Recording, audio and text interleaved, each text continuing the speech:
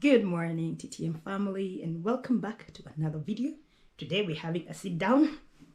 Yeah. I mean, I'm sitting down, so why am I even telling you this? But anyway, welcome back to another video. Today I am going to basically open up my heart to you guys and tell you the reason why I'm quitting YouTube. So, if you guys have followed my journey from the day that I started YouTube, I want to say February or March this year, thereabouts. And it's been quite the journey, It's been quite the journey, like building a YouTube audience is not that easy. And I understand people who start YouTube and then after a couple of months they quit. I really understand where they're coming from, because it's not as easy as people seem to think it is. And to be honest, I am one of those people who used to think like it's like really, really easy. I underestimated the work that goes into vlogging. I just thought it's just make a video, upload it, and that's it. Make your money and enjoy your life and have fun while you're doing it. Boy, was I mistaken. So the first time that I thought maybe I could really do this thing is I was in Uganda, and I met up with Maya and Miss Trudy. If you haven't watched those videos, what are you doing with your life? Go to my videos under the True Maya Gang, either True Maya or True Maya Gang playlist, and I have all these videos that we did together on that playlist. So I was in Kenya and I heard that they were in Uganda, and I was like, I saw that they were in Uganda because I'm a huge fan and I've watched their videos and I follow them and everything. So I was like, this is like my opportunity to meet these people. I love them so much. I really love them so much. They're so inspirational, their journey, how they started and where they are now. It's amazing. So I was like, well, if they're here, I might as well go to Uganda and meet them. So I traveled from Kenya to Uganda by bus. For those of you who don't know, from Kenya to Uganda by bus is about 12 hours or so. So 12 to 15 hours. It depends on the bus driver. It depends on the speed that you're driving with. Depends on how much time you'll spend at the border. Because when you get to the border, you have to get off the bus and then go through the immigration, hand your passport. You're stamped out of Kenya, then hand over to the Ugandan immigration, you're stamped into Uganda, and then you have to go through your bus and maybe go back to your bus, and maybe there's that one person in the bus whose passport has an issue. So depending on that, that will determine how much time you will take on the journey at the border, right? It affects the whole length of the journey, is all I'm trying to say. So for example, this time, okay, I digress, but for example, this time when we were going to Rwanda, Coco girl and myself, there was a guy in the bus who had overstayed his visa in Kenya and by like 6 months, and the immigration officer was like, your visa expired 6 months. He was, I think, Congolese. Why have you been in Kenya for more than 6 months? Since your visa expired? And he said he was arrested before in Kenya and spent time in, I think, prison or jail or whatever. So it was quite a funny story. So that, of course, I didn't stop there to listen because they took him to the back office to like question him, but that also extended the time that we spent at the border. So there are many factors, but anyway, so I went to Uganda and I met up with Trudy and Maya, and it was amazing. We had a wonderful time. We had like a traditional wedding. I put Maya on the hot seat. I put Trudy on the hot seat. I surprised them. It was really nice. It was a really nice encounter. And at that time, because Maya and Trudy, they're like these big stars. So at that time, because they appeared in my videos, like my views really went up. My watch hours. Actually, that's how I got, I wanted to say demonetized. That's how I got monetized. That's how my channel got monetized, because with Maya and Trudy, the views skyrocketed. I think I was hitting something like 17k, 9k, 10k views, which is like for a small YouTuber. Only, I think that was like my second month on YouTube. It's like, it's amazing. It's mind blowing. So I was like, hey, maybe I could really do this. because if these are the views that I'm getting, and I've gotten monetized so fast, so it really motivated me. So let me tell you something. Guys. The minute I stopped doing videos, the minute the videos that I had done with Trudy and Maya were over, hey, let me laugh because I can't cry. The views plummeted from Mount Kilimanjaro all the way to below sea level. Guys, I was like, what the actual F happened?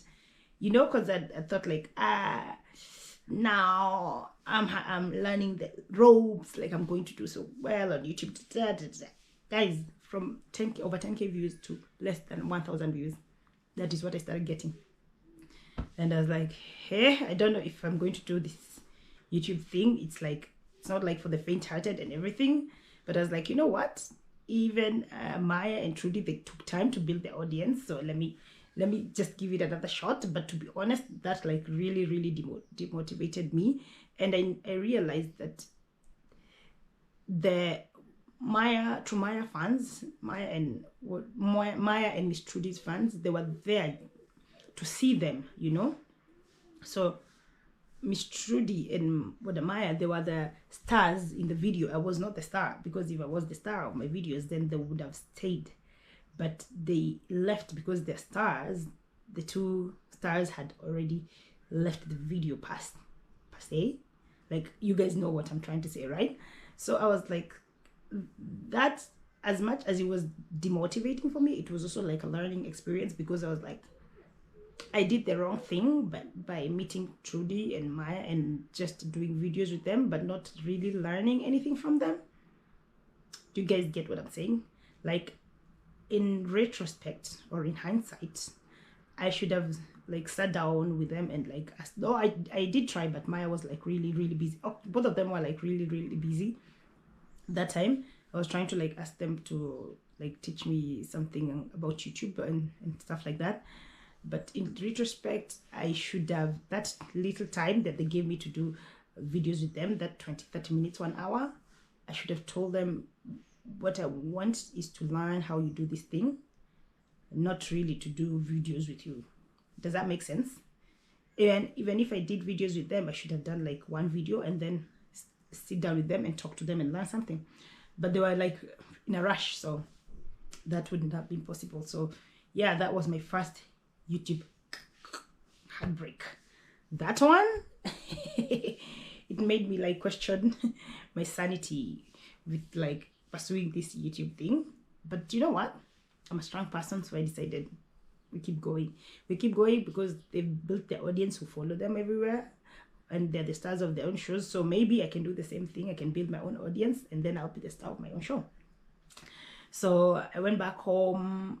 I did some really nice videos in Uganda. Actually, I really love my Ugandan videos, but of course the views were like really low, and that was very demotivating. And I came back home, and I think I took like a break, like 2 weeks, because I was like, this YouTube thing, I don't know if it's going to work out for me. But then again, I decided, you know what, you decided this is what you want to pursue. You left everything else for this thing, and this is your dream, and nothing good comes easy. And there's a quote that I read actually that made me start doing YouTube. That quote said, "Do it afraid." Because I had thought of YouTube for so many years, guys, so many years, until I read, and I was thinking about it more and more, and I always second guessed myself. You know, if I quit and I don't have a steady income, how am I going to live? How am I going to survive? Am I going to be able to maintain my living standards? Something like that. So I was like, I read that quote, and that time when I was like really thinking about doing YouTube, everything I was seeing, all the quotes I was reading, they like seemed to direct me to my path, you know, like do it. just do it. Don't worry about everything else. Just do it, do it, do it, do it afraid, do it, do it, do it. So that do it afraid made me do it. So that time that when I came back home and I was very discouraged, I remembered that quote. I was like, do it afraid, because if I already took the first step, I might as well keep going, you know. I might as well keep pushing, you know. And there's also another quote that I really like. It says, if you think you can, you can. If you think you can't, you can't. Either way, you're right. And I was like, yes, I can do this. And I know that I'm right, I can do this. So I kept doing it. So I did a couple of videos, and then I saw Coco Girl was in Kenya, and I really, really, really loved Coco Girl's videos. So I was like, might as well go meet her. So I'd actually sent her an inbox on Instagram, a DM on Instagram. I was like, hey, Coco, I'd love to meet you, but she didn't respond because she gets a lot of DMs, so I understand that she can't like respond to each and every person. So I decided, let me go to Nyabohanse and find her over there. Guys, I got into a bus and I went to Nyabohanse without knowing if I'm going to see her, if I'm going to actually meet, you know, be able to to meet someone who can link me up with her. Because before I went to Nyabohanse, I had watched a video of two ladies who had gone there, and they were only able to meet up with Mama Ann's family. They weren't able to meet up with, I think they met up with Mama Ann's family and Matinde, I think she's called. She's a YouTuber from Nyabohanse. They weren't able to meet up with anybody else. So I was like, what if I go? I have to pay for the bus, I have to pay for accommodation there, and then I don't happen to meet anybody. But I was like, for sure, if I'm staying at home, for sure I'm not going to meet anybody. For sure, that's 100% guarantee. But if I go to Nyabohanse, then I have a chance of meeting Coco Girl, right? So I was like, Nyabohanse it is. So that's how I found myself in Nyabohanse. If you watch that video of how I met Coco Girl, then you know exactly what I'm talking about, because I was just walking around, and I think I bumped into Mayugno first, or I bumped into Coco Girl first. No, I bumped into, no, it was Coco. No, I bumped into Noel Chacha. No.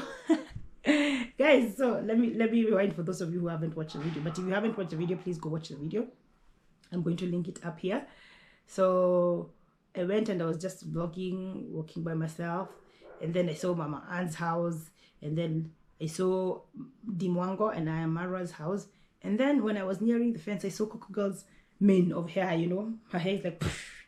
I saw it, I was like, Coco Girl, and she was like, oh. Hi, how are you? And she thought I'm from Nyabohanse village. I was like, no, I'm not from Nyabohanse, I'm just visiting. I came to look for you because I like you, I love you so much. That's so you can go watch that video there. And so I met her, and that day we ended up like spending the day together with her and Lucas the Traveler from the village, and then from Nyabohanse village. He's also a YouTuber, go follow him. And the following day we did like a party in the village, which was like really Nyabohanse village is a vibe. I must go there. I must go back there at some point because I really enjoyed my time there. I was only there for 2 days, but I like really enjoyed my time there.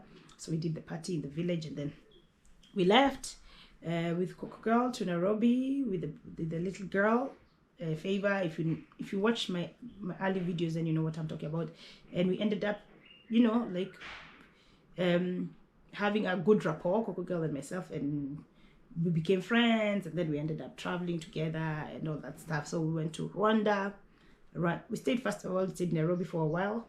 Then we went to Rwanda, which was amazing. We had a good time in Amazing, and she was going through a lot. So if you watched those Rwanda videos, you know exactly what I'm talking about. She was going through a lot, so it was good like to be there for her through that whole process. And then we left Rwanda, we went to Ghana together, which was like really amazing. To be honest, through my whole that travel period, Ghana and Rwanda were like really amazing. I think because I was with her, so I always, even when we were not staying together, even when we were staying in different places, because in in Ghana, we ended up staying in different places at some point. I always knew she was there, and she always knew that I was there. So it was like, you know, there's someone with you throughout the whole journey, right? And yeah, that whole time was really amazing. And also my views were like really, really good. In Rwanda, the views were like really, really good. And in Ghana, they were also like really, really good. So I thought, or I knew that this YouTube, I'm on the right track. I'm on the right path. Like I'm actually doing what I should be doing, you know, because everything is like working out. The views are there, the vibe is there. You have a friend with you who you're enjoying spending time with. Ghana is amazing. Rwanda was amazing. Like everything was going so well, and I was like, yeah, I think I'm on the right path. So after Ghana, no. So Coco, she took a break while we were in Ghana for her own personal reasons. I can't say why she took a break. She took a break. So at this time when she disappeared, a lot of her fans were asking me where she is, which I understand. Of course, because we're traveling together, they're worried and everything. But I want to make this clear. If I'm with a friend or if I'm with Coco and anybody and they're okay, I feel it's their responsibility to tell you why they're not uploading, right? But if something is wrong with them, like if they're hurt or they're sick or something, then because they can't tell you where they're not vlogging, I will tell you she's sick. This happened to her. This happened to her. That's why she's not vlogging, because she's not in a position to tell you. But if they're okay, then it's their responsibility, because this is their channel. You are their audience. It's your responsibility to let you know why they're not posting. And I asked her many times to tell you guys why she's not posting, or just to let you know that she's taking a break or something. So people were asking me like, where is Coco girl? And it got to a point where it got so annoying, because I am not responsible for her as much as we're not traveling together. As much as we were traveling together at that time, I am not responsible for her. As much as your friends, I am not responsible for her. And I made that very clear in her video when she came back, that I do not want questions about where is Coco girl. If she is okay, she will tell you where she is. If something is wrong with her, I will tell you what's wrong with her. Let's make that very clear. What annoyed me the most was there was a point at which in Ghana I wasn't feeling very well, and I put a post up and I said, guys, I'm not feeling well, so I'm not going to be posting a video today or something like that. And then in the comment section, I don't know why my camera went off suddenly, but anyway, let's move on. So I'm saying in the comment section, just a few people said like, get well soon, I hope you'll be okay, A lot of the comments were like, where is Coco girl, where is Coco girl, where is Coco girl? And that is what like set me off. Like I'm saying I'm not well and you are asking me where is Coco girl. You didn't even say like, I'm so sorry you're not feeling well and where's your friend. It's just like, where is Coco girl? What am I, Hamo? That is like what blew me off. And I wrote down in the comment section, don't ask me about her. And some reactors, I saw some reactors saying that I'm rude, like I should like I should tell people because I'm with her, Listen, you do not know me like that. My friends will tell you I'm like a nice person until I'm not, because you will push me to the wall, then I will respond, you know. And in this instance, I was responding to me not feeling well, and you're asking me about Coco girl. And I knew that she was okay, and I kept saying she's okay, she will come back when she wants to. And she would have told you why she's not posting if she wants to, but I wasn't at liberty to say why she's not posting, you know. So that was like a moment where you guys were trying me. You guys who are Coco's fan, you are really trying me. Hey, that time I was like holding myself back because I was like, yeah. So just to make it clear for those of you who did not watch Coco's video where I said I do not want to be asked about her, I do not want to be asked about her. If she takes a break, it's up to her to let you guys know where she is and why she's not posting. But if something is wrong with her, I will come and tell you this and this and this is happening to her. So you know. But she also updates regularly on her Instagram, guys, so go follow her on Instagram. If she's not on YouTube, she's on Instagram. Okay, so now that we've settled that, In Ghana, so the videos that we did with Coco, they were like very popular. And the ones that maybe I was by myself, they weren't performing as well, which was also a little bit demotivating. And I also remembered the Maya and Trudy experience, you know. So let's call it trauma. I was traumatized by that Maya Trudy experience. So this was like triggering my trauma. So that's why I decided to do more videos just by myself, because I wanted, if you're here because you like what the content that I produced. You're not here for Trudy, you're not here for Maya, you're not here for Coco Girl or any other people that I collaborate with. They are good people to collaborate with, and they really help my channel. That this is something I cannot deny. They've helped me a lot with their growth. Even Coco Girl knows, I told her so many times, like, you are an amazing person, you really helped me with my channel growth and everything, and she taught me a lot and all that stuff. But I wanted my audience to come here because of me, if that makes sense.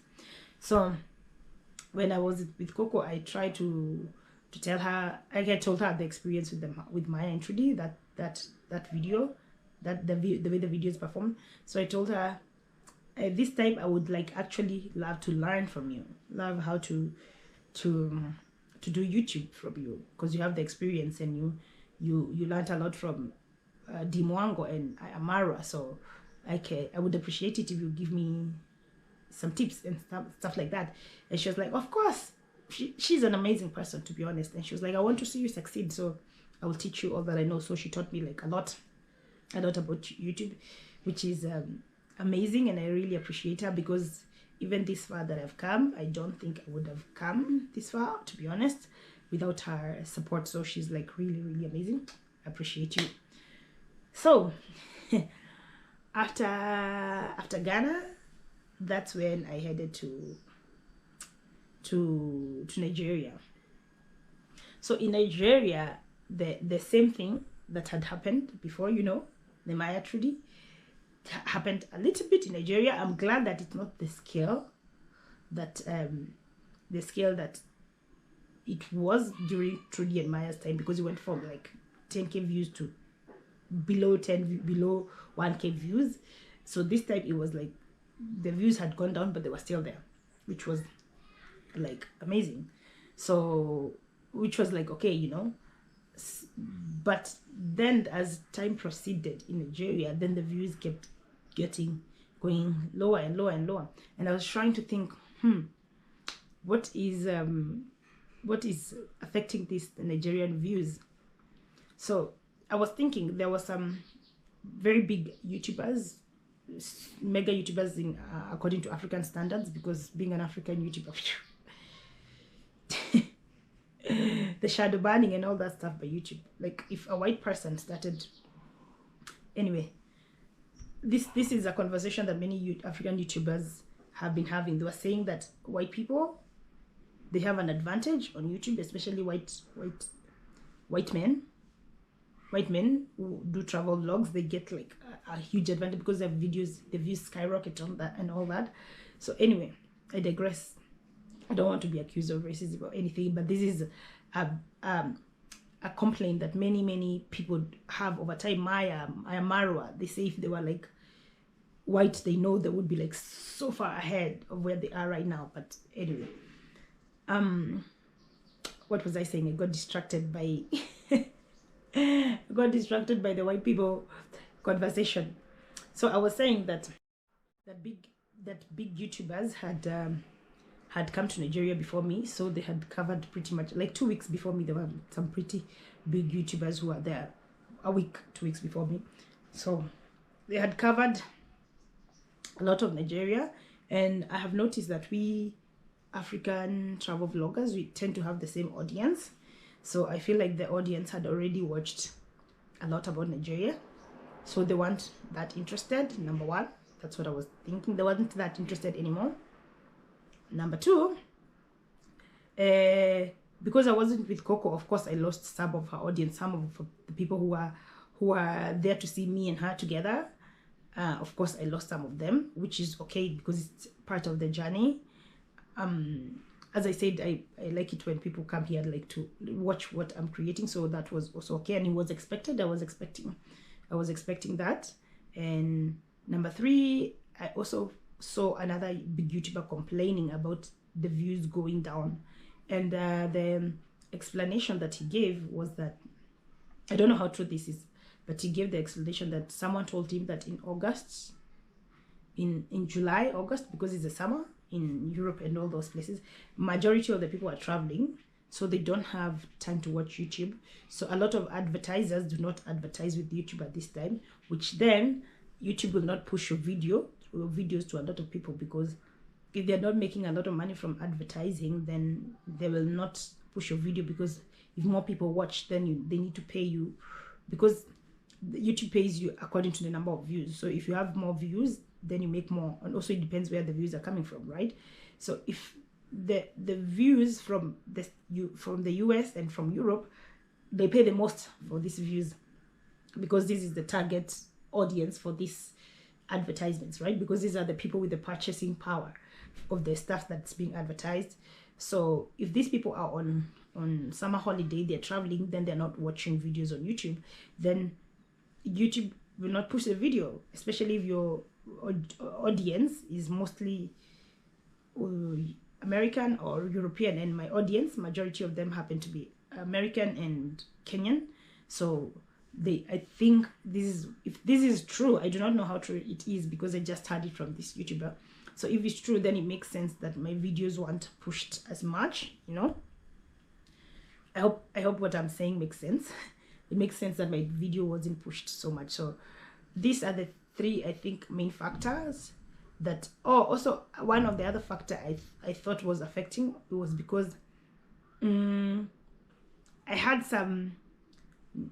had a lot of positive experiences in Nigeria, but I also had some negative experiences in Nigeria. And I know there's a lot of YouTubers who, how am I going to put this? They like to travel and show the positive about Africa, because Africa gets a lot of bad reputation. And I am one of the people who like to show like the positive in Africa, but I also like to be real in that I will tell you also the negatives that occur along the way, you know. So if something bad happens to me, I'm not going to just ignore it, because I want you to follow my authentic journey. So some of the bad things or the negative things that happened to me in Nigeria, I talked about them, which may come off as I'm being a negative person, which I'm not. I'm actually a very, very positive person. But I feel it's unfair to my audience if I show you all this rosiness, like traveling is amazing, everything will work out, I feel it's very unfair, because it's not the truth. Some of you who are watching me, they also want to do the same trip that I'm doing. So it's good if I tell you like, oh, this and this happened to me, so when you are traveling, you will watch out so that that doesn't happen to you. Okay, so I feel like it's only fair to tell the good, the bad, and the ugly. So I got a lot of these videos, some of them, they didn't make the Nigerian audience happy. So which is, I understand where they're coming from. I truly do. I truly understand where they're coming from. But also because when you release a video, YouTube pushes it first to the local audience. So if the local audience doesn't pick up, so it doesn't push it further, right? So because of some of these videos, maybe YouTube pushed it, the local audience didn't like it, they didn't like the content, so it wasn't pushed. So I feel like these maybe are the 4 main reasons why my views in Nigeria weren't doing so well. But traveling in Nigeria was super expensive, because I went there when the government had removed the fuel subsidy, which then affected the price of everything. The price of transportation skyrocketed. I don't know about accommodation, because I don't know if accommodation was affected by the fuel subsidy removal, but accommodation was also very, very expensive because they don't have hostels. So I spent a lot of money in Nigeria, and also you guys know that I lost a lot of money as well while trying to get money, because of the withdrawing money from the ATM. The charges were insane. insane, and the amount of money that you got was so little it couldn't cover everything, so you needed to do like a couple of transactions a day, and I was losing more than $10 a day on transaction fees only. So it was like, it was insane. So at this point where this is where, like, now I tell you the truth, the honest truth, because at this point where I was doing these Nigerian videos and I was spending so much money on accommodation, on food, on transportation, and then the one doing so well, I wasn't even making even a quarter or an eighth of the money that I was spending in a day. It became very demoralizing and demotivating, and to be honest, I felt like leaving Nigeria within the first, I think the second week I was there. I felt like leaving because I was starting to feel it's not worth it, you know. It's not worth it when you put so much effort to film videos, and when it costs so much to be in this country, and then the returns are not even, they can't even like cover your bills. So that time I was feeling very demotivated. And this place where I went, where the guy in Abuja, I went, and the guy was trying to charge me twice as much. Not he was trying to charge me, he charged me twice as much for the accommodation. I had no choice, I had to pay it because it was nighttime. That incident really, it broke me. Like, I was already frustrated by so many things, and then this one incident was like, I was like, you know what, I'm done. I'm done. I almost felt, I started looking for flights out, and I felt like I was also I felt like I don't want to do YouTube anymore, and I was starting to get into a funk. I said that when I was in Nigeria, I got into a funk twice, and I normally don't have these issues. I'm a very easygoing person. I take things easy, but I got into a funk twice, and I was like, no, I'm not going to not going to put YouTube ahead of my mental health, you know. So I was like, I'm done. I'm done. I'm going to quit this YouTube thing. I'm going to go back home, and when I go back home, I'll know what to do. So one day, out of the blue, Ventures, is that his name? Ivan Torres. I don't know if I'm butchering his name. He's a YouTuber. He's a Cameroonian American, and he was in Ghana the same time that I was in Ghana. And some of my audience told me about, I didn't know who he was before that time, so some of you guys told me I should hook up with him because he was in Ghana, and I reached out to him, but his schedule was like really busy, so we ended up not meeting. But we kept in touch because he told me he wants to come to Nairobi sometimes, so we were talking. So one day he like sent me a short video on Instagram, and I clicked it, and it was him watching me, and I was like, what? And said, yeah, I watch you sometimes because there's something to learn from everybody. There's something to learn from the big YouTubers, from the small YouTubers, and then I told him, oh, that's so nice. And then we started talking, and I told him I'm feeling so demotivated and I want to quit. And I told him I was feeling the challenges that I was facing and everything. And him being a travel vlog, of course, he understands me. He understood where I was coming from.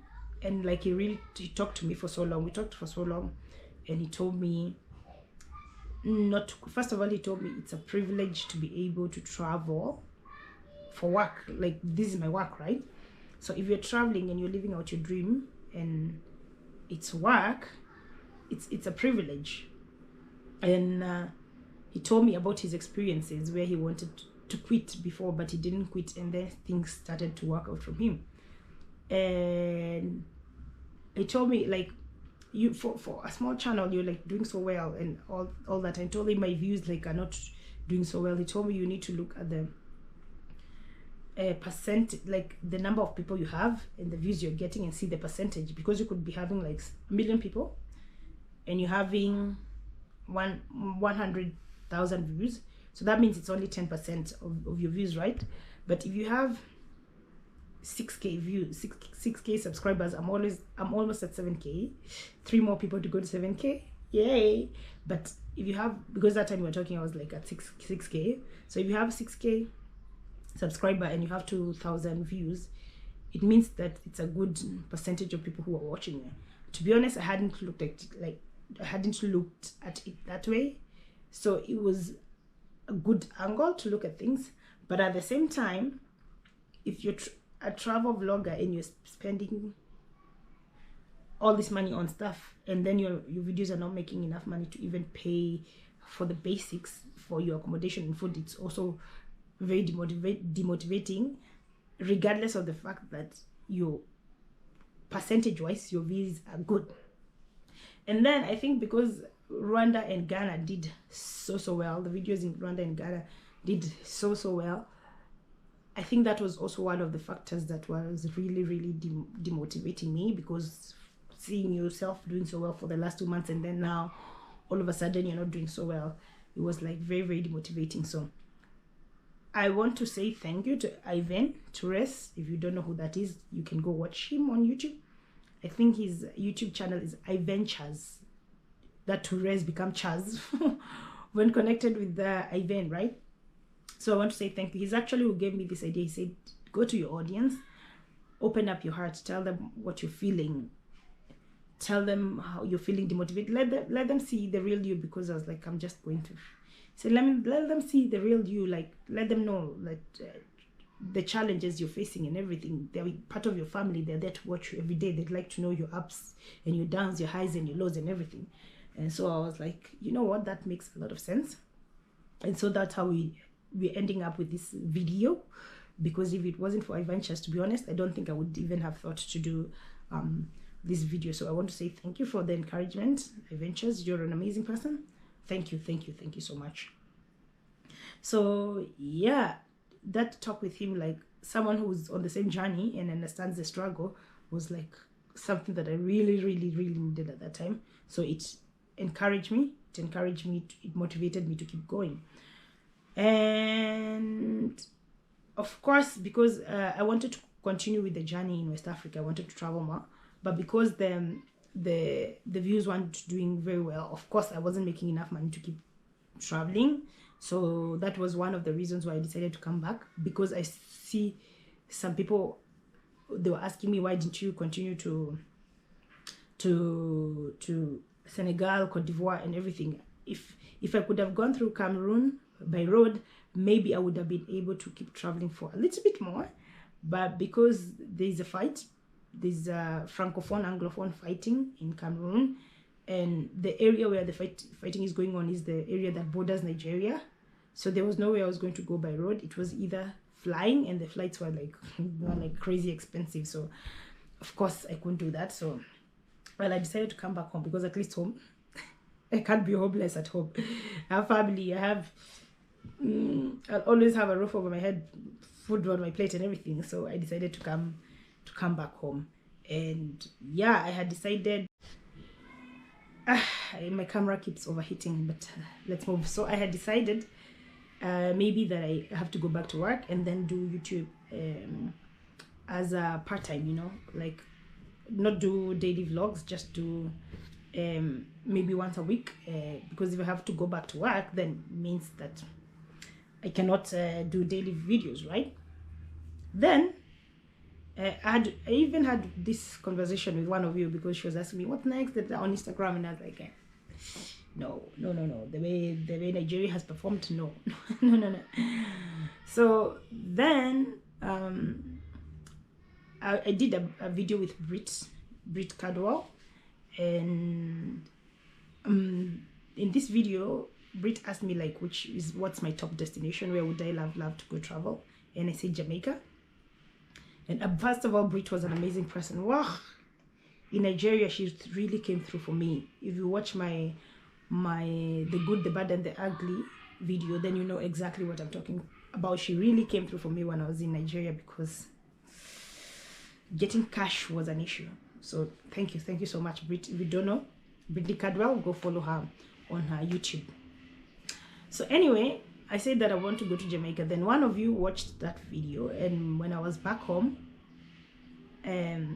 she said, she's dropped a comment in one of my videos, and she said when I'm ready to go to Jamaica, to let her know, and she would help with the finances. And that's like really, I don't want to get emotional, I don't want to get sentimental, but that's really like it.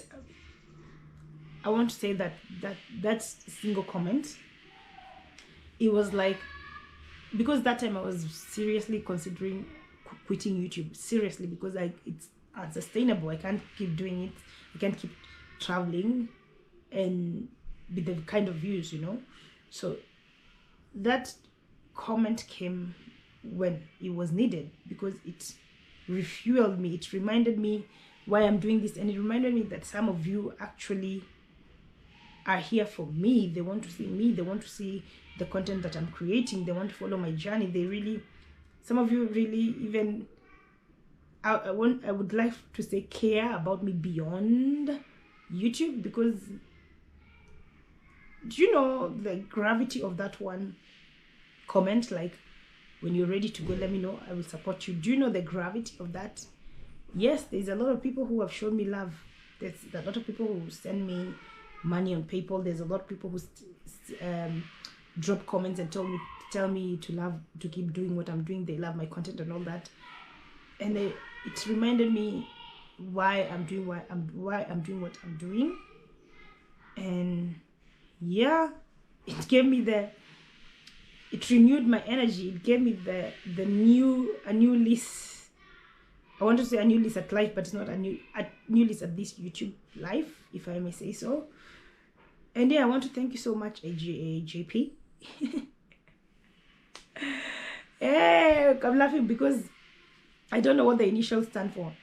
Because I want to thank you for that comment, because it was like, really, you have no idea. For you, maybe it was just, let me just tell her I want to help her, but you don't know the impact that it has on this other side, you know. So I want to say thank you so much for that single comment. It motivated me. It gave me the motivation to keep going, and that's why I'm here to say that I'm not quitting YouTube. I almost quit YouTube, but I'm not going to quit it. I'm going to keep going, because some of you have really proved that you really care and you really enjoy the journey, and you would really like to see me keep moving and succeed. So thank you so much for all of you who have shown me love and support in any way, liking, commenting, sharing, everything, PayPal, super chats, super likes, everything is really appreciated, and I'm so eternally grateful to all of you. And lastly, I want to say I was reading this book, The Alchemist, and there's a quote that really resonated with me. I didn't normally highlight in my books. I normally highlight like quotes that really talk to me, but because this is not my book, I didn't highlight it. But okay, so let me read it for you. I found it. Let me read it for you. It says, when you want something, all the universe conspires to help you achieve it. When you want something, all the universe conspires to help you achieve it. And looking back to meeting Miss Trudy and Maya, to meeting Coco, to meeting Brittany, who really came through, to meeting the African storyteller, to meeting Malvin in Rwanda, to meeting Ruki in Dima in Nigeria, and to having amazing fans. The universe is really conspiring to make this YouTube dream of mine a reality. And yeah, as much as I wanted to quit, I'm not quitting. We're going to keep doing this. We're going to keep pushing. We're going to keep persevering. And also, there's another big YouTuber who got like in touch with me, and he's coming to the country soon, and he's like one of my amazing, like he's one of my, I don't want to reveal who he is. You guys will see if we get to collaborate with him. He's like one of my role models, and I love him so much. I love his vlog so much. So when he got in touch with me, I was like, the universe is really conspiring to make things work, you know. The universe is really conspiring, so I cannot stop now. I have to keep going. And this book, it says a lot about keeping going. Let me recommend this book to anybody who's going through self-doubt, and because that's what I was going through self-doubt and everything. Read The Alchemist. It will like recenter you. So yeah, I have blabbered a lot, but all I wanted to say is like thank you to each and every one of you. Thank you for the motivation to keep me going. Thank you for each and everyone who has reached out, helped in any way possible. And if you're going through something that maybe you've started something new and you think that things are not working out, or you're going through anything in your life and you feel like, I don't think this is what I should be doing, because there's a lot of bumps along the way, keep doing what you're doing. Keep doing what you're doing, because the universe is conspiring to make things work out for you. It may not seem like it, but it really is, and things will get better.